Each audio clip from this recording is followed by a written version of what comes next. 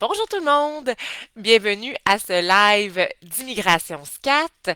Je m'appelle Mélanie Scatolin, je suis consultante réglementée en immigration canadienne et porte-parole d'immigration SCAT. Aujourd'hui, en ce 29 octobre 2025, le sujet sera les permis d'études au Canada. Un petit commentaire avant-propos, avant de commencer sur la situation actuelle des permis d'études au Canada. Les gouvernements ont vraiment décidé de réduire le nombre d'étudiants temporaires au Canada. Et pas juste les étudiants, les travailleurs également. Il y a eu plusieurs abus dans le passé. Et donc, le Canada a imposé un plafond sur les demandes qu'il reçoit. Et le Québec a mis en place un tableau de gestion des demandes de CAQ. Donc, il ne faut pas être surpris s'il y a plus de demandes qui sont refusées. Maintenant, c'est plus difficile d'avoir un permis d'études. Avant tout, avant de faire sa demande, il faut penser à quel programme d'études, à quel niveau et quelle école on veut étudier. Donc, on ne fait pas des admissions à gauche et à droite, on ne paye pas des frais pour rien. C'est important parce que, éventuellement, après votre étude, vous pourriez être admissible à demander un permis de travail post-diplôme. Le programme des permis de travail post-diplôme a changé récemment et seulement certains domaines d'études sont admissibles si l'étudiant n'a pas eu un baccalauréat, une maîtrise ou un doctorat.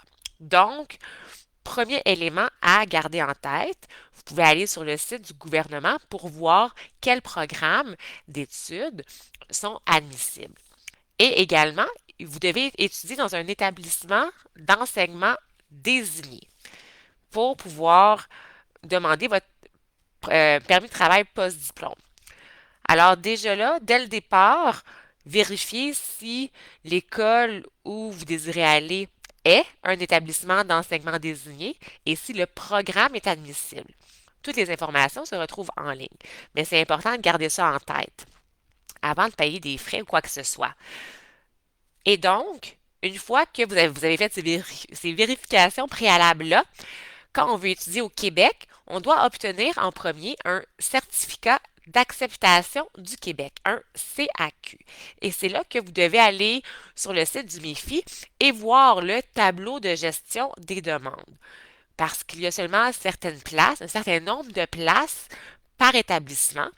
Et si le quota est atteint, malheureusement, vous ne pourrez pas obtenir votre CAQ et donc vous ne pourrez pas appliquer pour votre permis d'études. Dans votre demande de CAQ, quand on fait notre demande, premièrement, il faut donner la lettre d'acceptation de l'école. Mais qu'est-ce qui est très important, c'est la preuve de ressources financières suffisantes. Donc, vous devez démontrer au gouvernement que vous avez des fonds suffisants pour payer vos frais de scolarité, payer les frais de transport, de subvenir à une année de vos besoins au Québec. Le montant minimal pour une personne âgée de 18 ans ou plus, de 10 ans ou plus est de 15 000, un peu plus de 15 000 que vous devez démontrer. Et également, avoir une assurance maladie. Alors, quand vous faites votre demande de CAQ, soit que c'est vous, avec vos fonds, que vous devez démontrer cette capacité financière-là.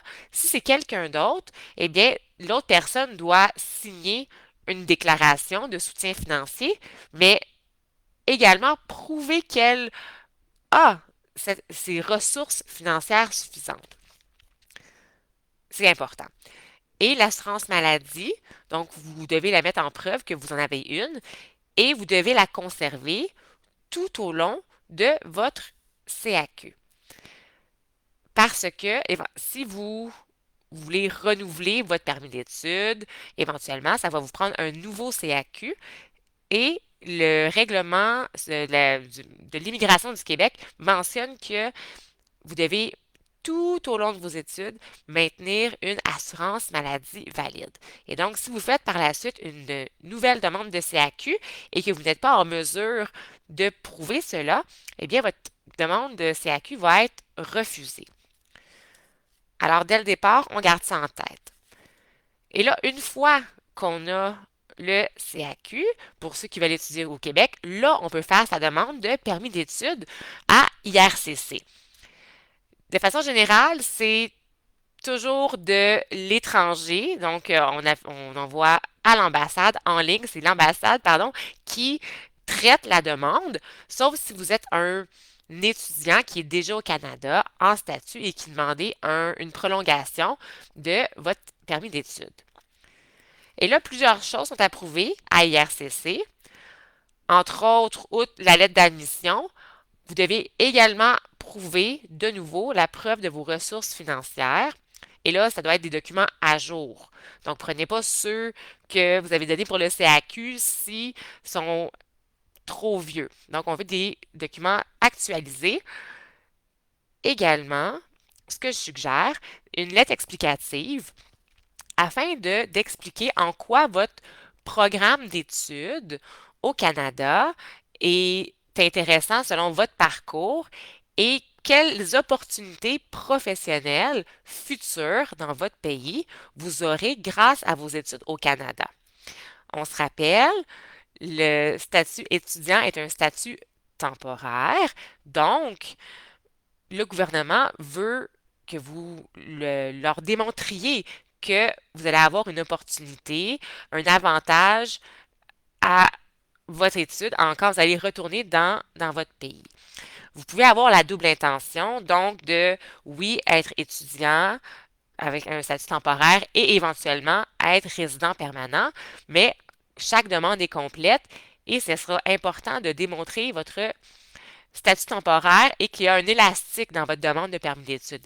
L'élastique va faire en sorte que quelque chose va vous ramener dans votre pays. D'autres choses, d'autres éléments peuvent être demandés, par exemple un examen médical. Donc ça, sur en ligne, vous pouvez voir là, la liste des pays pour lesquels un examen médical est requis. Un certificat de police aussi pourrait être demandé, des éléments comme ça. Chaque demande est complète, doit être complète. C'est important d'être satisfait d'avoir tous les documents quand vous soumettez votre demande de permis d'études. Et là, si votre permis d'études est accepté, la décision, c'est une lettre que vous recevez, mais ça ne vous donne pas aucun statut au Canada. Ça va être une fois que vous serez admis, donc quand vous aurez été à la frontière canadienne et que là, un agent va vous admettre au Canada comme étudiant, il va vous délivrer un permis d'études. Et c'est à ce moment-là que vous êtes un étudiant au Canada. De par la loi, les étudiants doivent obligatoirement respecter deux conditions. Premièrement, être inscrits et demeurer inscrits dans un établissement d'enseignement désigné tout au long de leurs études. Et, deuxièmement, suivre activement leurs cours. Donc, si vous ne respectez pas l'une ou l'autre de ces conditions-là, vous ne respectez pas les conditions de votre permis d'études et donc vous devenez interdit de territoire. Le permis d'études vous donne également la possibilité de travailler 24 heures par semaine durant l'école et temps plein durant les vacances. Permis de travail ouvert. Donc, vous pouvez travailler pour n'importe quel employeur. Il ne faut pas oublier que permis d'études, c'est pour étudier au Canada. Oui, vous pourriez avoir un permis de travail, mais de, de par les conditions que les étudiants doivent respecter, c'est pas fait pour travailler, c'est fait pour étudier. Et à toutes les fois que vous traversez la frontière canadienne, un agent peut vérifier si vous respectez les conditions de votre permis d'études. Et donc, si vous ne les respectez pas, il peut prendre une mesure d'exclusion, une mesure de renvoi à ce moment-là à la frontière. Et vous serez interdit de territoire pour 1 an au Canada. Le permis d'études prend fin, bon, soit à l'expiration ou 90 jours suivant la réussite de votre programme. Et donc, c'est la première date qui arrive. Si vous réussissez votre programme et que votre permis d'études est encore valide plusieurs mois, c'est pas grave. 90 jours après la date de réussite, votre permis d'études devient invalide. Et c'est durant cette période-là que vous pouvez faire votre demande de permis de travail post-diplôme.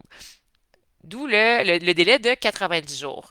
Pour avoir un permis de travail post-diplôme, vous devez être en statut étudiant au Canada et démontrer que vous avez la connaissance de la langue requise ainsi que la réussite de votre programme. Étudier au Canada, plusieurs personnes ont ça comme rêve. On n'oublie pas que tout ce qui a trait aux écoles, donc l'admission, les frais de scolarité, c'est pas du ressort de l'immigration. Donc, les consultants en immigration, de façon générale, les avocats, on ne représente pas devant les écoles. Donc, ça sert à rien de me contacter ou nous contacter à ce sujet-là. C'est vraiment une fois que là, vous avez votre lettre d'acceptation qu'on peut vous représenter devant les gouvernements. Et les frais d'admission, de scolarité ont changé. Le gouvernement a augmenté les frais pour les étudiants étrangers. Ils ont enlevé des subventions, ce qui fait en sorte que c'est un peu plus cher, malheureusement. Voilà, petite capsule vidéo sur les permis d'études, le processus de permis d'études au Canada. J'espère avoir répondu à vos questions et je vous dis à très bientôt.